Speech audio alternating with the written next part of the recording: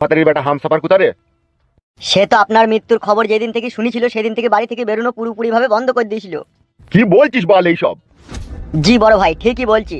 তবে আপনি বেঁচে ফিরেছেন এই খবর আমি হামসাপারকে দিয়েছি, ও এলো বলি। আর ওই শুয়োরে বাচ্চাদের খবর কি রে, যারা আমাকে মেরে দিয়ে শান্তি করে শুয়ে আছে? তারা তো জানেই না যে আপনি বেঁচে আছেন। ও মানে তারা এখন সুখের ঘুম ঘুমুইছি নাকি? হ্যাঁ, তা আপনি মরে গেছেন সেই ভেবেই তো তারা সুখের ঘুম ঘুমুইছে। গোষ্ঠীর গুদ মেরে সব বাড়ি ঘর চালিয়ে দেবো বা শুয়োরের বাচ্চা আমি। মাথায় নষ্ট। আর এই মনে আমার অনেক কষ্ট রে সাদা কুকুর।